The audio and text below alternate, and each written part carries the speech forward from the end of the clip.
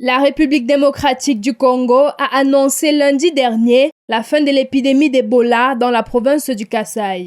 Aucun nouveau cas n'a été enregistré au cours des 42 derniers jours, délai requis depuis la guérison du dernier patient le 19 octobre dernier. Déclenchée début septembre, cette épidémie était liée à la souche la plus virulente du virus, l'Ebola-virus Zaïre. 64 cas ont été enregistrés, dont 53 confirmés et 11 probables, faisant 45 décès. Dans un communiqué, le ministre congolais de la Santé, le Dr Samuel Roger Kamba, a salué la fin de ce qui constitue la 16e épidémie d'Ebola enregistrée en RDC. Les deux précédentes crises dans le Kasaï remontent à 2007 et 2008.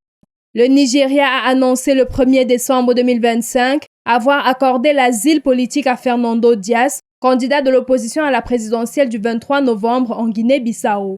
Le scrutin avait été brutalement interrompu 3 jours plus tard par un coup d'État militaire ayant renversé le président sortant, Umaro Sissoco Embalo. Selon Abuja, cette protection vise à éviter une escalade dans une crise déjà explosive.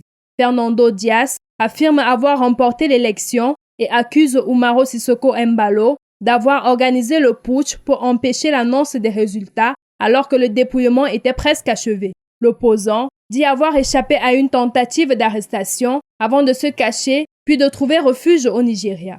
Le président ukrainien Volodymyr Zelensky a accusé ce mardi la Russie d'utiliser les négociations sur l'Ukraine pour tenter d'affaiblir les sanctions visant Moscou au moment où l'émissaire américain Steve Witkoff et le gendre de Donald Trump sont attendus dans la capitale russe.